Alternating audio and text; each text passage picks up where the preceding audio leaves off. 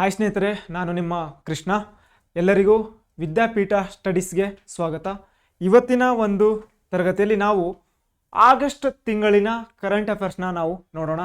August 2026.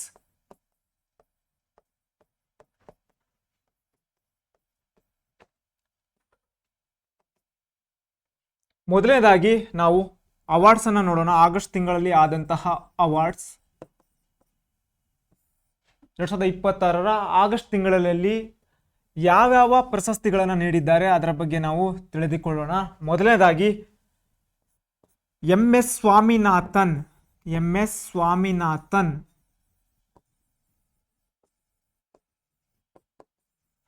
ಪರಿಸರ ಸಂರಕ್ಷಣಾ ಪ್ರಶಸ್ತಿ.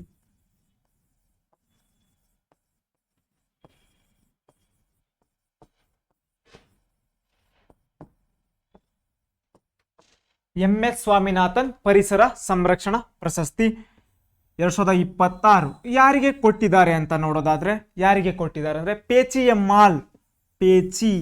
ಎಮ್ಮಾಲ್, ಹಾಗೇನೆ ಇನ್ನೊಬ್ರಿಗೆ ಕೊಟ್ಟಿದ್ದಾರೆ ಗೋವಿಂದ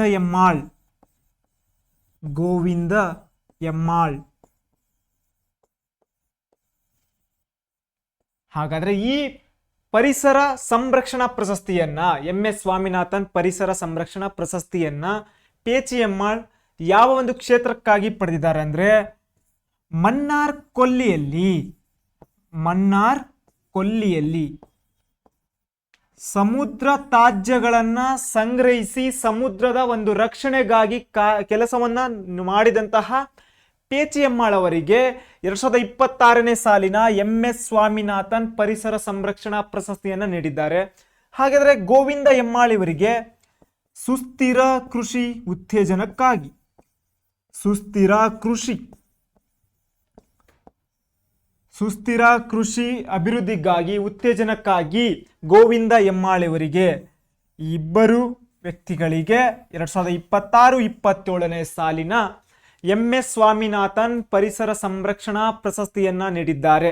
ಹಾಗಾದರೆ ಎಂ.ಎಸ್. ಸ್ವಾಮಿನಾಥನ್ ಪರಿಸರ ಸಂರಕ್ಷಣಾ ಪ್ರಶಸ್ತಿ ಯಾವ ವರ್ಷದಲ್ಲಿ ಸ್ಥಾಪಿಸಲಾಯಿತು ಅಂತ ನೋಡೋದಾದ್ರೆ 1995ರಲ್ಲಿ ಸ್ಥಾಪಿಸಲಾಯಿತು. ಹಾಗಾದರೆ ಈ ಪ್ರಶಸ್ತಿಯ ಮೊತ್ತ ಎಷ್ಟು? 5 ಲಕ್ಷ ರೂಪಾಯಿಗಳು. 5 ಲಕ್ಷ ರೂಪಾಯಿಗಳು. ಯಾರು ಕೊಡ್ತಾರೆ ಅಂದ್ರೆ M S. Swaminathan research foundation Madras ಸರ್ಕಾರ. ಇವರು 1995ರಲ್ಲಿ ಸ್ಥಾಪನೆ ಆಯಿತು. ಪ್ರಶಸ್ತಿಯ ಮೊತ್ತ 5 ಲಕ್ಷ ರೂಪಾಯಿ. ಎಂ.ಎಸ್. ಸ್ವಾಮಿನಾಥನ್ ರಿಸರ್ಚ್ ಫೌಂಡೇಶನ್ ಅವರು ಪ್ರತಿ ವರ್ಷ ಪರಿಸರ ಸಂರಕ್ಷಣೆಗಾಗಿ ಕೆಲಸವನ್ನ ನಿರ್ವಹಣೆಯಲ್ಲಿ ತೊಡಗಿದಂತಹ ಪ್ರಖ್ಯಾತ ಪಡೆದಂತಹ ಪ್ರಮುಖ ವ್ಯಕ್ತಿಗಳನ್ನ ಗುರುತಿಸಿ ಈ ಪ್ರಶಸ್ತಿಯನ್ನ ಕೊಡುತ್ತಾರೆ. ಈ ರೀಸೆಂಟ್ಲಿ 2026ರಲ್ಲಿ ಈ ಇಬ್ಬರು ಪೇಚಿ ಎಮ್ಮಾಳ್, ಗೋವಿಂದ ಎಮ್ಮಾಳ್. ಇದು ಎಂ.ಎಸ್. ಸ್ವಾಮಿನಾಥನ್ ಪರಿಸರ ಸಂರಕ್ಷಣಾ ಪ್ರಶಸ್ತಿಯ ಬಗ್ಗೆ. ಇದೇ ರೀತಿಯಾಗಿ ಇವರ ಹೆಸರಿನಲ್ಲೇ, ಎಂ.ಎಸ್. ಸ್ವಾಮಿನಾಥನ್ ಅವರ ಹೆಸರಿನಲ್ಲೇ ಇನ್ನೂ ಒಂದು ಪ್ರಶಸ್ತಿ ಕೊಡ್ತಾರೆ. ಎಂ.ಎಸ್. ಸ್ವಾಮಿನಾಥನ್ ಪ್ರಶಸ್ತಿ. ಇದು ಕೃಷಿ ಅಭಿವೃದ್ಧಿಗಾಗಿ, ಕೃಷಿ ಕ್ಷೇತ್ರಕ್ಕೆ ಕೊಡುತ್ತಾರೆ ಎಂ.ಎಸ್. ಸ್ವಾಮಿನಾಥನ್ ಪ್ರಶಸ್ತಿಯನ್ನ. 2026ರಲ್ಲಿ ಎಂ.ಎಸ್. ಸ್ವಾಮಿನಾಥನ್ ಕೃಷಿ ಪ್ರಶಸ್ತಿಯನ್ನು ಯಾರು ಪಡೆದಿದ್ದಾರೆ ಅಂದ್ರೆ ಚೌಧರಿ ಶ್ರೀನಿವಾಸ ರಾವ್.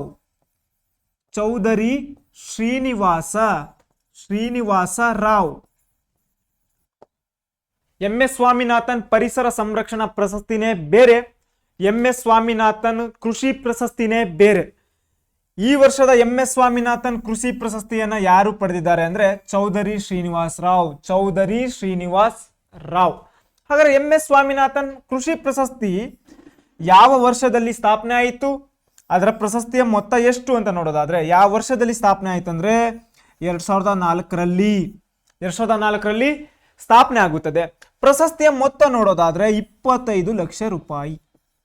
25 ಲಕ್ಷ ರೂಪಾಯಿಗಳನ್ನ ನೀಡುತ್ತಾರೆ. ಇದು ಎಂ.ಎಸ್. ಸ್ವಾಮಿನಾಥನ್ ಪರಿಸರ ಸಂರಕ್ಷಣೆ ಪ್ರಶಸ್ತಿ, ಎಂ.ಎಸ್. ಸ್ವಾಮಿನಾಥನ್ ಕೃಷಿ ಪ್ರಶಸ್ತಿ. ನೆಕ್ಸ್ಟ್ ಮುಂದಿನ ಒಂದು ಪ್ರಶಸ್ತಿಯಲ್ಲಿ ಆಗಸ್ಟ್ ತಿಂಗಳಲ್ಲಿ ಪ್ರಮುಖವಾದಂತಹ ಪ್ರಶಸ್ತಿಯನ್ನು ನೀಡಿದ್ದಾರೆ. ಅದು ಯಾವುದಂತ ನೋಡೋದಾದ್ರೆ 2026-27ನೇ ಸಾಲಿನ ಡಿ ದೇವರಾಜ್ ಅರಸು ಪ್ರಶಸ್ತಿ, ಡಿ ದೇವರಾಜ್ ಅರಸು ಪ್ರಶಸ್ತಿ.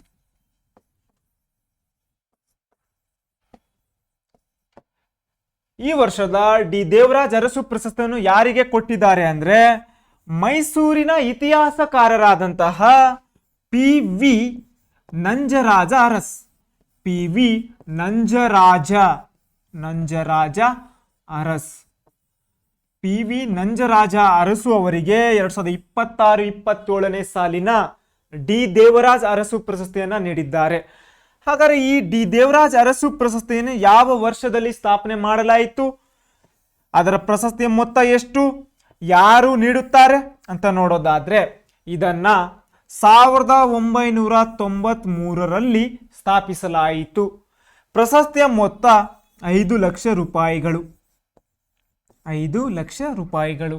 ಈ ಪ್ರಶಸ್ತಿಯನ್ನು ಯಾರು ಕೊಡುತ್ತಾರೆ ಅಂತ ನೋಡಿದ್ರೆ ಕರ್ನಾಟಕದ ಹಿಂದುಳಿದ ವರ್ಗಗಳ ಕಲ್ಯಾಣ ಸಚಿವಾಲಯ, ಹಿಂದುಳಿದ ವರ್ಗಗಳ ಕಲ್ಯಾಣ ಮಿನಿಸ್ಟ್ರಿ, ಹಿಂದುಳಿದ ವರ್ಗಗಳ ಕಲ್ಯಾಣ ಸಚಿವಾಲಯದವರು ಪ್ರತಿ ವರ್ಷ ಡಿ ದೇವರಾಜ್ ಅರಸು ಅವರ ಹೆಸರಿನಲ್ಲಿ ಈ ಪ್ರಶಸ್ತಿಯನ್ನು ನೀಡುತ್ತಾರೆ.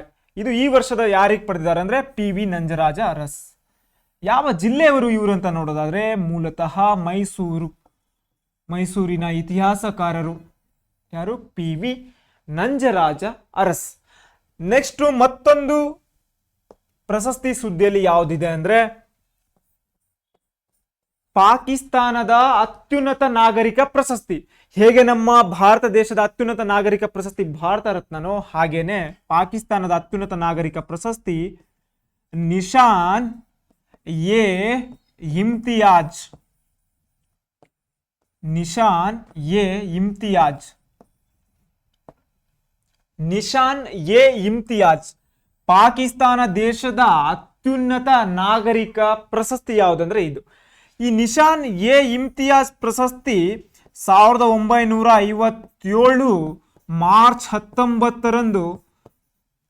19ರಂದು ಸ್ಥಾಪಿಸಲಾಯಿತು. 1957 ಮಾರ್ಚ್ 19ರಂದು ನಿಶಾನ್ ಎ ಇಮ್ತಿಯಾಜ್ ಪ್ರಶಸ್ತಿಯನ್ನ ಪಾಕಿಸ್ತಾನ ದೇಶದವರು ಸ್ಥಾಪನೆ ಮಾಡಿದ್ರು. ಅದು ಪಾಕಿಸ್ತಾನದ ಅತಿ ದೊಡ್ಡ ನಾಗರಿಕ ಪ್ರಶಸ್ತಿ. ಇಂತಹ ಈ ನಿಶಾನ್ ಎ ಇಮ್ತಿಯಾಜ್ ಪ್ರಶಸ್ತಿಯನ್ನು ಇತ್ತೀಚೆಗೆ ಮರಣೋತ್ತರವಾಗಿ ನಮ್ಮ ಭಾರತೀಯ ಮೂಲದವರಾದಂತಹ ಮುಂಬೈನ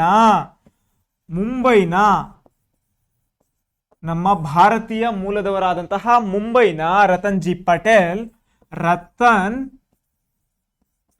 ಜಿ ಪಟೇಲ್ ಹಾಗೇನೆ ಇನ್ನೊಬ್ರು ಜಲ್ ದೆಂಬೋ ಕೋ ಎನ್ನುವಂತ ಇಬ್ಬರು ಮಹನೀಯರು ಈ ಪಾಕಿಸ್ತಾನದ ಅತ್ಯುನ್ನತ ನಾಗರಿಕ ಪ್ರಶಸ್ತಿಯನ್ನು ಪಡೆದಿದ್ದಾರೆ.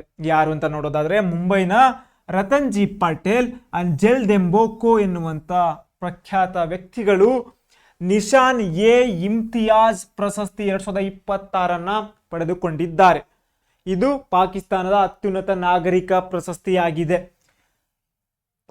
ನೆಕ್ಸ್ಟ್ ಮತ್ತೊಂದು ಈ ಆಗಸ್ಟ್ ತಿಂಗಳಲ್ಲಿ ಸುದ್ದಿಯಲ್ಲಿದ್ದಂತಹ ಪ್ರಶಸ್ತಿ ನೋಡೋದಾದ್ರೆ ರಾಷ್ಟ್ರೀಯ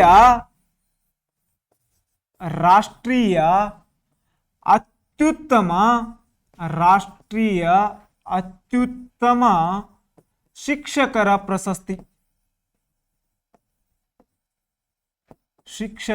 ಪ್ರಶಸ್ತಿ 2026. ನೆಕ್ಸ್ಟ್ ಸೆಪ್ಟೆಂಬರ್ 5ರಂದು ರಾಷ್ಟ್ರೀಯ ಶಿಕ್ಷಕರ ದಿನಾಚರಣೆ ಅಂತ ಆಚರಣೆ ಮಾಡ್ತೀವಿ. ಆ ಟೈಮಲ್ಲಿ ನಮ್ಮ ಭಾರತದ ರಾಷ್ಟ್ರಪತಿಯಾದಂತಹ ದ್ರೌಪದಿ ಮುರ್ಮು ಅವರು ದೆಹಲಿಯ ವಿಜ್ಞಾನ ಭವನದಲ್ಲಿ ಈ ನಮ್ಮ ದೇಶದ ಶಾಲಾ ಶಿಕ್ಷಕರಿಗೆ ನೀಡುವಂತಹ ಅತ್ಯುತ್ತಮ ಶಿಕ್ಷಕರ ಪ್ರಶಸ್ತಿಯನ್ನ ಪ್ರದಾನ ಮಾಡಲಾಗುತ್ತದೆ. ಹಾಗಾದ್ರೆ ಈ ಒಂದು ರಾಷ್ಟ್ರೀಯ ಅತ್ಯುತ್ತಮ ಶಿಕ್ಷಕರ ಪ್ರಶಸ್ತಿ 2026ರಲ್ಲಿ ಇಡೀ ಇಂಡಿಯಾದಲ್ಲಿ 82 ಜನರಿಗೆ ಘೋಷಣೆ ಮಾಡಿದ್ದಾರೆ. ಎಷ್ಟು? 82 ಜನರಿಗೆ ಘೋಷಣೆಯನ್ನ ಮಾಡಿದ್ದಾರೆ. ಅದರಲ್ಲಿ ನಮ್ಮ ಕರ್ನಾಟಕದ 2 ಶಿಕ್ಷಕರಿಗೆ ಅತ್ಯುತ್ತಮ ಶಿಕ್ಷಕರ ಪ್ರಶಸ್ತಿ 2026 ಲಭಿಸಿದೆ. ಯಾರು ಅಂತ ನೋಡೋದಾದ್ರೆ ಬಿ ರಮೇಶ್ ಮೈಸೂರು ಜಿಲ್ಲೆಯ ಬಿ ರಮೇಶ್. ಅಂಡ್ ಇನ್ನೊಬ್ರು ರೇಖಾ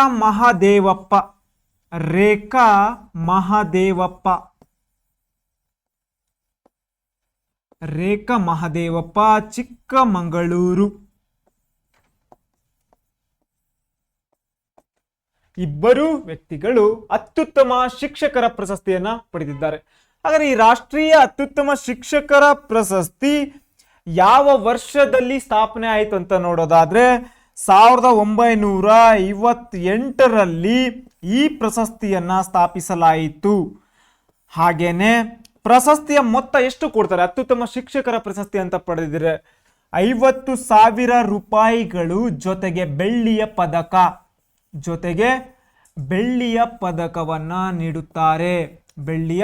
ಪದಕವನ್ನ ನೀಡುತ್ತಾರೆ. ಇದು ರಾಷ್ಟ್ರೀಯ ಅತ್ಯುತ್ತಮ ಶಿಕ್ಷಕರ ಪ್ರಶಸ್ತಿ 2026. ನೆಕ್ಸ್ಟ್ ಇದೇ ತಿಂಗಳಿನಲ್ಲಿ ಆಗಸ್ಟ್ ತಿಂಗಳಲ್ಲಿ ಮತ್ತೊಂದು ಪ್ರಶಸ್ತಿ ಸುದ್ದಿಯಲ್ಲಿತ್ತು. ಯಾವುದಂದ್ರೆ ರಾಷ್ಟ್ರೀಯ ಕ್ರೀಡಾ ಪ್ರಶಸ್ತಿಗಳು.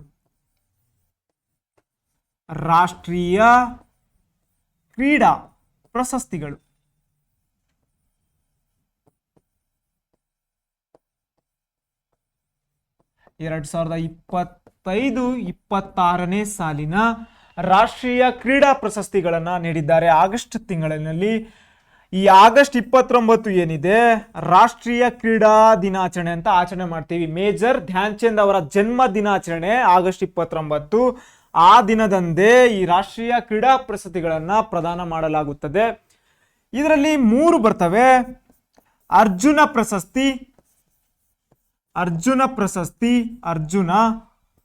ದ್ರೋಣಾಚಾರ್ಯ ಪ್ರಶಸ್ತಿ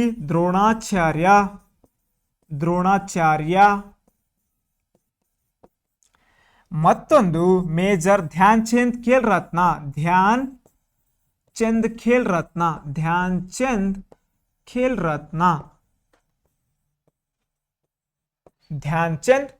ರತ್ನ ಅಂತ 3 ಪ್ರಕಾರದ ರಾಷ್ಟ್ರೀಯ ಕ್ರೀಡಾ ಪ್ರಶಸ್ತಿಗಳನ್ನು ನೀಡಲಾಯಿತು. ಅರ್ಜುನ ಪ್ರಶಸ್ತಿ ಎಷ್ಟು ಜನರಿಗೆ ಈ ವರ್ಷ ಕೊಟ್ಟರು ಅಂದ್ರೆ 17 ಜನರಿಗೆ ಅರ್ಜುನ ಪ್ರಶಸ್ತಿಯನ್ನ ಘೋಷಣೆ ಮಾಡಲಾಯಿತು. ಅರ್ಜುನ ಪ್ರಶಸ್ತಿಯ ಜೀವಮಾನ ಸಾಧನೆಗೆ ಒಬ್ಬರನ್ನ ನೀಡಲಾಯಿತು. ದ್ರೋಣಾಚಾರ್ಯ ಪ್ರಶಸ್ತಿಯನ್ನು ಈ ವರ್ಷ 3 ನೀಡಲಾಯಿತು. ಧ್ಯಾನ್ ಚಂದ್ ಖೇಲ್ ರತ್ನ ಪ್ರಶಸ್ತಿಯನ್ನು ಯಾರಿಗೆ ಕೊಟ್ಟಿಲ್ಲ. 2014ರ ನಂತರ ಇದೇ ಮೊದಲ ಬಾರಿಗೆ 2014ರ ನಂತರ ಧ್ಯಾನ್ ಚಂದ್ ಖೇಲ್ ರತ್ನ ಪ್ರಶಸ್ತಿಯನ್ನ ಘೋಷಣೆ ಮಾಡದೇ ಇರುವುದು ಇದೇ ಮೊದಲ ಬಾರಿಗೆ. 2014ರ ನಂತರ ದ್ರೋಣಾಚಾರ್ಯ ಪ್ರಶಸ್ತಿ ಏನಕ್ಕೆ ಕೊಡ್ತಾರೆ ಅಂದ್ರೆ ಕ್ರೀಡಾ ತರಬೇತುದಾರರಿಗೆ ಈ ಪ್ರಶಸ್ತಿಯನ್ನ ಕೊಡ್ತಾರೆ.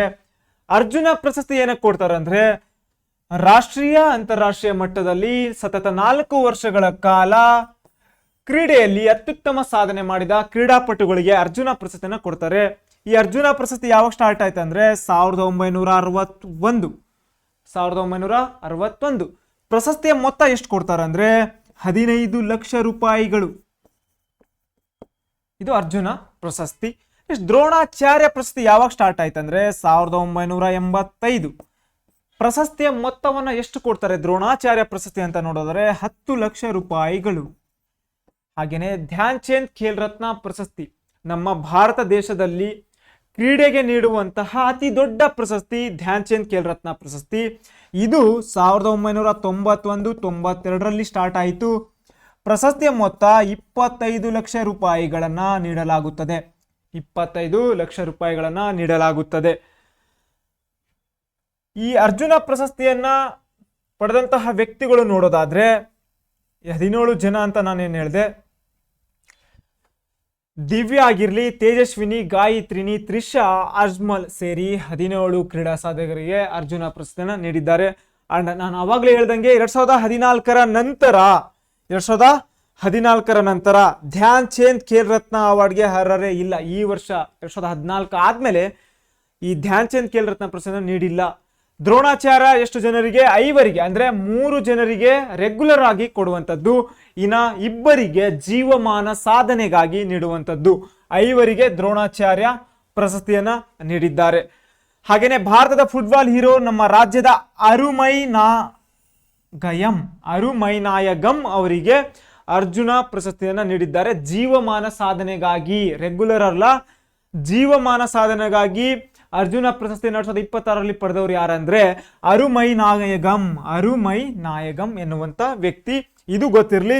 ಧ್ಯಾನ್ ಚಂದ್ ಖೇಲ್ ರತ್ನ ಪ್ರಶಸ್ತಿಯನ್ನು ಯಾರಿಗೂ ಕೊಟ್ಟಿಲ್ಲ, ಇದೇ ಫಸ್ಟ್ ಟೈಮ್ 2014 ನಂತರ. ಒಟ್ಟು ಟೋಟಲ್ ಎಷ್ಟು ಜನ ಅಂದ್ರೆ 17 ಜನರಿಗೆ ನೀಡಿದ್ದಾರೆ. ಇದು ರಾಷ್ಟ್ರೀಯ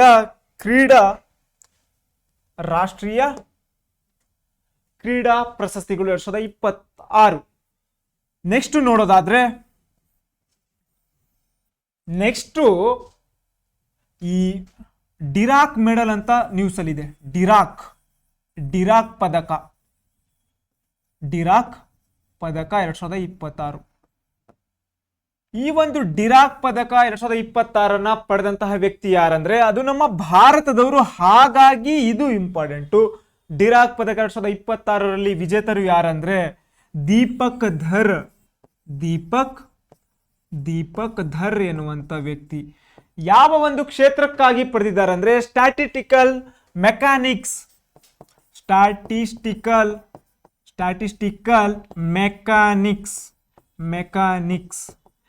ಕ್ಷೇತ್ರದಲ್ಲಿ ದೀಪಕ್ ಧರ್ ಅವರು 2026ರ ಡಿರಾಕ್ ಪದಕವನ್ನ ಪಡೆದಿದ್ದಾರೆ, ಡಿರಾಕ್ ಮೆಡಲ್ ಅನ್ನ ಪಡೆದಿದ್ದಾರೆ. ಅದಾದ್ಮೇಲೆ ನೆಕ್ಸ್ಟ್ ಮತ್ತೊಂದು ಈ ಒಂದು ಆಗಸ್ಟ್ ತಿಂಗಳಲ್ಲಿ ಮತ್ತೊಂದು ಪ್ರಶಸ್ತಿ ಯಾವುದು ಸುದ್ದಿಯಲ್ಲಿದೆ ಅಂದ್ರೆ ಫೀಲ್ಡ್ ಮೆಡಲ್ 2026. ಈ ಒಂದು ಫೀಲ್ಡ್ ಮೆಡಲ್ ಏನಿದೆ, ಈ ಪ್ರಶಸ್ತಿಯನ್ನ ಗಣಿತ ಶಾಸ್ತ್ರದ ನೊಬೆಲ್ ಎಂದೇ ಕರೆಯುತ್ತಾರೆ. ನೀವು ಮತ್ತೊಂದು ಕೇಳಿರಬಹುದು ಅಬೆಲ್ ಅವಾರ್ಡ್. ಈ ಎರಡೂ ಪ್ರಶಸ್ತಿ ಬಗ್ಗೆ ನಿಮಗೆ ಕ್ಲಾರಿಟಿಯನ್ನ ಕೊಡ್ತೀನಿ.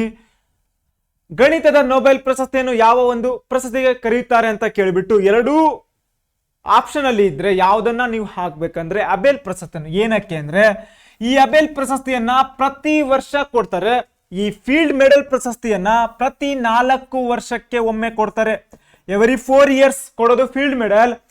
ಪ್ರತಿ ವರ್ಷವನ್ನ ಕೊಡೋದು, ಪ್ರತಿ ಒಂದು ವರ್ಷದಲ್ಲಿ ನೀಡಲಾಗುವಂತಹ ಪ್ರಶಸ್ತಿ ಅಬೆಲ್ ಅವಾರ್ಡ್. ಗಣಿತದ ನೊಬೆಲ್ ಅಂತ ಕರೆಯುವಂತಹ ಅಬೆಲ್ ಅವಾರ್ಡ್ ಪ್ರತಿ ವರ್ಷ ಕೊಡ್ತಾರೆ. ಇದನ್ನ 4 ವರ್ಷಕ್ಕೆ ಒಂದ್ಸರಿ ಕೊಡ್ತಾರೆ.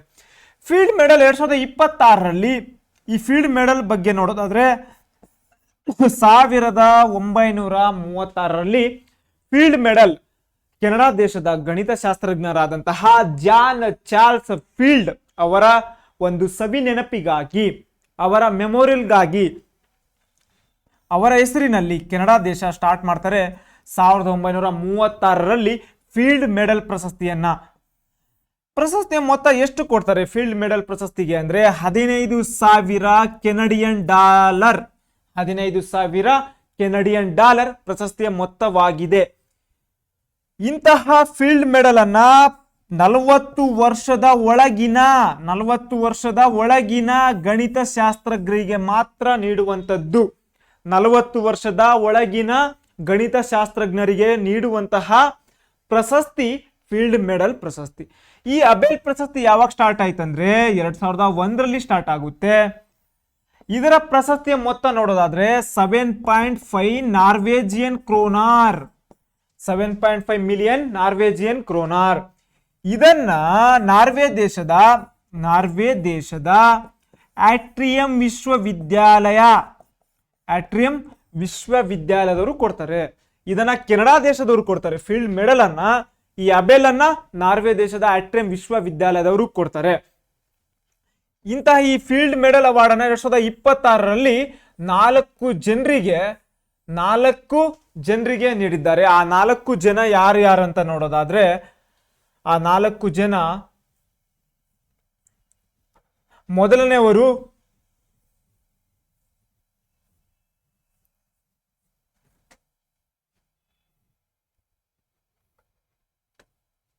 ಎಲ್ಲಿ ಹೋಯ್ತು,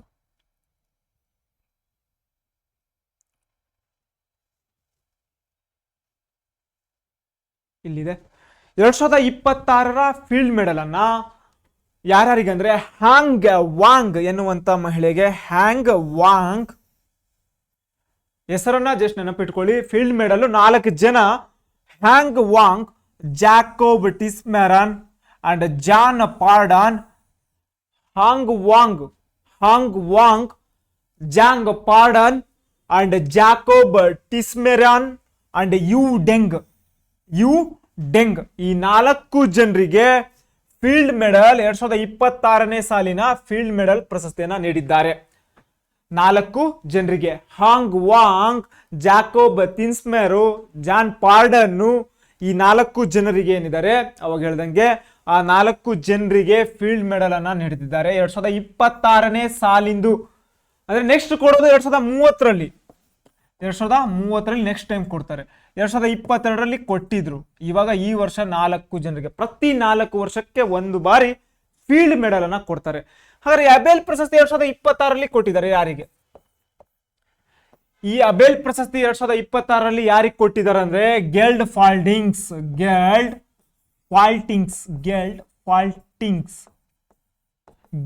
ಫಾಲ್ಟಿಂಗ್ಸ್ ಎನ್ನುವಂತಹ ಗಣಿತ ಶಾಸ್ತ್ರಜ್ಞರಿಗೆ ಅಬೆಲ್ ಅವಾರ್ಡ್ ಅನ್ನ ಕೊಟ್ಟಿದ್ದಾರೆ 2026ನೇ ಸಾಲಿನ. ಈ 2 ಪ್ರಶಸ್ತಿ ಬಗ್ಗೆ ನಿಮಗೆ ಕ್ಲಾರಿಟಿ ಇರಲಿ. ಅಬೆಲ್ ಅನ್ನು ಕೂಡ ಗಣಿತದ ನೋಬೆಲ್ ಅಂತ ಕರೀತಾರೆ, ಈ ಫೀಲ್ಡ್ ಮೆಡಲ್ ಅನ್ನು ಕೂಡ ಗಣಿತದ ನೋಬೆಲ್ ಎಂದೇ ಕರೀತಾರೆ. ಆದ್ರೆ ಆಪ್ಷನ್ ಅಲ್ಲಿ 2 ಇತ್ತು, ಗಣಿತದ ನೋಬೆಲ್ ಎಂದು ಯಾವ ಪ್ರಶಸ್ತಿಯನ್ನು ಕರೀತಾರೆ ಅಂತ ಕೊಟ್ರೆ ನೀವು ಅಬೆಲ್ ಅವಾರ್ಡ್ ಅನ್ನ ಹಾಕಬೇಕು. ಏನಕ್ಕೆ ಅಂದ್ರೆ ಈ ಅಬೆಲ್ ಅವಾರ್ಡ್ ಅನ್ನ ಪ್ರತಿ 1 ವರ್ಷಕ್ಕೆ ಕೊಡ್ತಾರೆ, ಈ ಫೀಲ್ಡ್ ಮೆಡಲ್ ಅನ್ನ ಪ್ರತಿ 4 ವರ್ಷಕ್ಕೆ ಒಮ್ಮೆ ಕೊಡ್ತಾರೆ.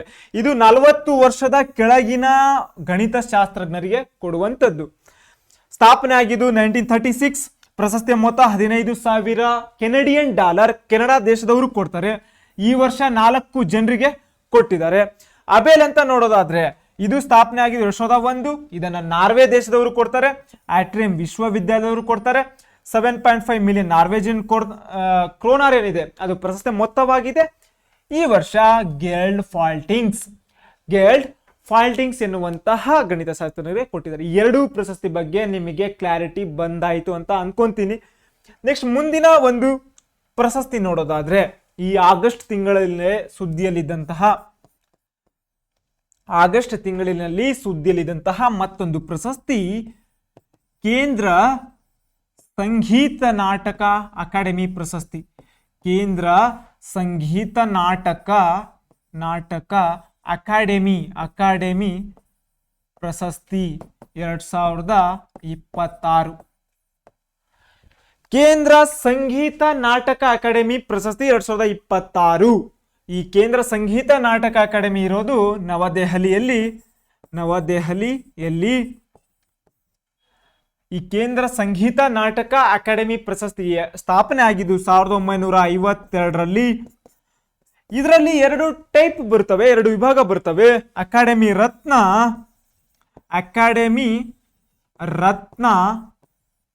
ಅಂಡ್ ಅಕಾಡೆಮಿ ಪುರಸ್ಕಾರ.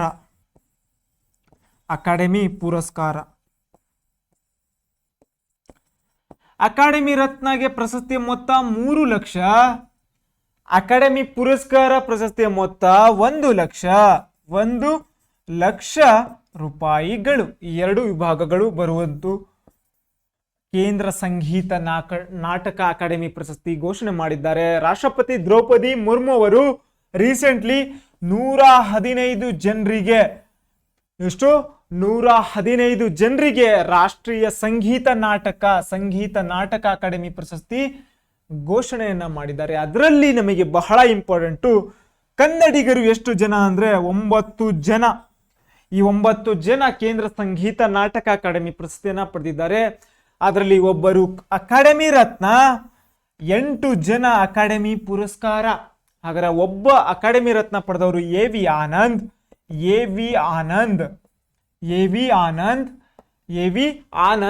ಮೃದಂಗವಾದಕ ಎ ವಿ ಆನಂದ್ ಏನಿದ್ದಾರೆ ಇವರು ಅಕಾಡೆಮಿ ರತ್ನ ಪ್ರಶಸ್ತಿಯನ್ನು ಪಡೆದರೆ. ಇನ್ನುಳಿದಂತಹ 8 ಜನ ಏನಿದ್ದಾರೆ, 8 ಜನ ಅಕಾಡೆಮಿ ಪುರಸ್ಕಾರ ಪ್ರಶಸ್ತಿ, ಕೇಂದ್ರ ಸಂಗೀತ ನಾಟಕ ಅಕಾಡೆಮಿ ಪ್ರಶಸ್ತಿಯನ್ನ ಪಡೆದಂತಹ 8 ಜನ ಯಾರು ಅಂತ ನೋಡೋದಾದ್ರೆ ಕೆರೆಮನೆ ಶಿವಾನಂದ ಹೆಗಡೆ, ನೀವು ಕೇಳಿರ್ಬೋದು ಕೆರೆಮನೆ ಶಿವಾನಂದ ಹೆಗಡೆ. ಕೆರೆಮನೆ ಶಿವಾನಂದ ಹೆಗಡೆ ಯಾವ ಒಂದು ಕ್ಷೇತ್ರ ಅಂತ ನೋಡೋದಾದ್ರೆ ಯಕ್ಷಗಾನ. ಯಕ್ಷಗಾನ ಕ್ಷೇತ್ರಕ್ಕೆ ಕೆರೆಮನೆ ಶಿವಾನಂದ ಹೆಗಡೆ. ನೆಕ್ಸ್ಟ್ ಅದಾದ್ಮೇಲೆ ವೀಣಮೂರ್ತಿ ವಿಜಯ್. ವೀಣಮೂರ್ತಿ ವಿಜಯ್ ಕೂಚುಪುಡಿ. ಯಾವ ನೃತ್ಯಗಳನ್ನ ಕೇಳ್ಬೋದು ನಿಮಗೆ. ವೀಣಮೂರ್ತಿ ವಿಜಯ್ ಯಾವ ಕ್ಷೇತ್ರ? ಕೂಚುಪುಡಿ ಕ್ಷೇತ್ರ. Keremane Shivananda Hegde Yakshagana. Keremane Shivananda Hegde Yakshagana. Veenamurthy Vijay Kuchipudi. And Anuru R Anantha Krishna Sharma. Anuru R Anantha Krishna Sharma ಹಿರಿಯ ಮೃದಂಗವಾದಕ. ನೆಕ್ಸ್ಟ್ ನಮ್ಮ ಕರ್ನಾಟಕದ ಸುಪ್ರಸಿದ್ಧ ಡೈರೆಕ್ಟರ್ ಆದಂತಹ ನಿರ್ದೇಶಕರಾದಂತಹ TS ನಾಗಭರಣ ಅವರಿಗೆ 2026ನೇ ಸಾಲಿನ ಕೇಂದ್ರ ಸಂಗೀತ ನಾಟಕ ಅಕಾಡೆಮಿ ಪ್ರಶಸ್ತಿ ಲಭಿಸಿದೆ. ಅದು ನಾಟಕ ಸಂಗೀತ ಅಕಾಡೆಮಿ ಪುರಸ್ಕಾರ. ಅಕಾಡೆಮಿ ರತ್ನ ಬೇರೆ, ಅಕಾಡೆಮಿ ಪುರಸ್ಕಾರ ಬೇರೆ. ಆವಾಗಲೇ ಹೇಳ್ದಂಗೆ ಅಕಾಡೆಮಿ ಪುರಸ್ಕಾರ 8 ಜನ, ಅಕಾಡೆಮಿ ರತ್ನ ಒಬ್ರು, AV ಆನಂದ್ ಮೃದಂಗವಾದಕ ಅಂತ ಹೇಳಿದೆ. TS ನಾಗಭರಣ್ ನಿರ್ದೇಶಕರು. SC ಶರ್ಮಾ ಜಾನಪದ ಸಂಗೀತ ಕಲಾವಿದ. ಅದು ಅವರಾದ್ಮೇಲೆ ನೆಕ್ಸ್ಟ್ ಜ್ಯೋತಿ ಹೆಗಡೆ ಹಿಂದೂಸ್ತಾನಿ ಶಾಸ್ತ್ರೀಯ ಸಂಗೀತ ಕಲಾವಿದರು. ಜ್ಯೋತಿ ಹೆಗಡೆ. ಅವರಾದ್ಮೇಲೆ ನೆಕ್ಸ್ಟ್ ಕೆ ವಾಗೀಶ್ ಕರ್ನಾಟಕ ಶಾಸ್ತ್ರೀಯ ಸಂಗೀತ ವಿಭಾಗ. ಅವರಾದ್ಮೇಲೆ next TS Satyavathi. TS Nagabharana ನಿರ್ದೇಶಕರು. TS ಸತ್ಯವತಿ ಸಂಗೀತ ಕ್ಷೇತ್ರ. ಈ 8 ಜನ ಏನ್ ಹೇಳಿದೆ ಇವರ ಕ್ಷೇತ್ರ ಮತ್ತೆ ಯಾರ್ಯಾರು. ಈ 8 ಜನರಿಗೆ ಸಂಗೀತ ನಾಟಕ ಅಕಾಡೆಮಿ ಪ್ರಶಸ್ತಿ 2026ರಲ್ಲಿ ಅಕಾಡೆಮಿ ಪುರಸ್ಕಾರ ವಿಭಾಗದಲ್ಲಿ ಬಂದಿದೆ. ನೀವು ನೋಡ್ಬೋದು ಇಲ್ಲಿಗೆ ನವದೆಹಲಿಯ ರಾಷ್ಟ್ರಪತಿ ದ್ರೌಪದಿ ಮುರ್ಮು ಏನಿದ್ದಾರೆ ಪ್ರಶಸ್ತಿಯನ್ನ ಪ್ರದಾನ ಮಾಡಿರ್ತಾರೆ ಈ ಆಗಸ್ಟ್ 13ನೇ ತಾರೀಕು. ಅವಾಗಲೇ ಹೇಳ್ದಂಗೆ 115 ಸಾಧಕರಿಗೆ, ಅದರಲ್ಲಿ ನಮ್ಮ ಕನ್ನಡಿಗರು 9 ಜನ, ಈ ಒಬ್ರು ಅಕಾಡೆಮಿ ರತ್ನ, 8 ಜನ ಅಕಾಡೆಮಿ ಪುರಸ್ಕಾರ. ಈ ರೀತಿಯಾಗಿ ನಿಮಗೆ ಏನ್ ಹೇಳಿದೆ ಅವಾಗಿಂದ MS ಸ್ವಾಮಿನಾಥನ್ ಪರಿಸರ ಸಂರಕ್ಷಣೆಯಿಂದ ಹಿಡಿದು ಇವಾಗ ರಾಷ್ಟ್ರೀಯ ಕೇಂದ್ರ ಸಂಗೀತ ನಾಟಕ ಅಕಾಡೆಮಿ ಪ್ರಶಸ್ತಿ ಇವು 2026ರ ಈ ಆಗಸ್ಟ್ ತಿಂಗಳಿನಲ್ಲಿ ಆಗಸ್ಟ್ ಮಂತ್ ಅಲ್ಲಿ ಆದಂತಹ ಕರೆಂಟ್ ಅಫೇರ್ಸ್, ಅದು ಬರೀ ಪ್ರಶಸ್ತಿ. ಈ ರೀತಿಯಾಗಿ ನಿಮಗೆ ನೆಕ್ಸ್ಟ್ ಪ್ರತಿದಿನ ಈ ಒಂದು ಸ್ಟಡಿ ಏನಿದೆ, ವಿದ್ಯಾಪೀಠ ಸ್ಟಡೀಸ್ ಏನಿದೆ, ನಮ್ಮ ಚಾನಲ್ ಏನಿದೆ ಯೂಟ್ಯೂಬ್ ಚಾನಲ್, ಇದೇ ರೀತಿಯಾಗಿ ನಿಮಗೆ ದಿನನಿತ್ಯವಾಗಿ ಈ ಚಾಪ್ಟರ್ ವೈಸ್ ಆಗಿರಲಿ, ಮಂತ್ಲಿ ಈ ಏನು ಹೇಳಿದೆ ಇವಾಗ ನೆಕ್ಸ್ಟ್ ಪ್ರಶಸ್ತಿ ಹೇಳಿದೆ, ನೆಕ್ಸ್ಟ್ ಸ್ಕೀಮ್ಸ್ ಆಗಸ್ಟ್ ಮಂತಲ್ಲಿ ಸ್ಕೀಮ್ಸ್ ಯಾವ್ಯಾವ ಇದಾವೆ ಅಂತ ನೋಡೋದಾದ್ರೆ ನೆಕ್ಸ್ಟ್ ಅಪಾಯಿಂಟ್ಮೆಂಟ್ಸ್, ಆ ರೀತಿಯಾಗಿ ಪ್ರತಿದಿನ ನಿಮಗೆ ಈ ಒಂದು ಚಾನಲ್ ಅಲ್ಲಿ ನಿಮಗೆ ಲಭ್ಯವಾಗುತ್ತವೆ. ಹಾಗಾಗಿ ನೀವು ಈ ಒಂದು ಚಾನಲ್ ಅನ್ನ ಸಬ್ಸ್ಕ್ರೈಬ್ ಆಗಿ ನಿಮ್ಮ ಸ್ನೇಹಿತರನ್ನ ಶೇರ್ ಮಾಡಿ. ಈ ಒಂದು ಚಾನಲ್ ಏನಿದೆ ಆಫ್ಲೈನು ಇದೆ, ಆನ್ಲೈನಲ್ಲೂ ಕಂಡು ಬರುತ್ತೆ. ಪ್ಲೇಸ್ಟೋರ್ಗೆ ಹೋಗ್ಬಿಟ್ಟು ವಿದ್ಯಾಪೀಠ ಸ್ಟಡೀಸ್ ಅಂತ ಸರ್ಚ್ ಮಾಡಿ ಈ ಒಂದು ಆ್ಯಪನ್ನು ಡೌನ್ಲೋಡ್ ಮಾಡ್ಕೊಳ್ಳಿ. ಹಾಗೆಯೇ ಈ ಒಂದು ಯೂಟ್ಯೂಬ್ ಚಾನಲನ್ನು ಸಬ್ಸ್ಕ್ರೈಬ್ ಆದರೆ ನಿಮಗೆ ನಾವು ಯಾವಾಗ ಕ್ಲಾಸನ್ನು ಮಾಡ್ತೀವಿ ಆವಾಗ ನಿಮಗೆ ನೋಟಿಫಿಕೇಶನ್ ಬರುತ್ತೆ. ಆವಾಗ ನೀವು ಈ ಒಂದು ಕ್ಲಾಸನ್ನು ನೀವು ವೀಕ್ಷಣೆಯನ್ನು ಮಾಡಬಹುದು. ಎಲ್ಲರಿಗೂ ಧನ್ಯವಾದಗಳು. Thank you.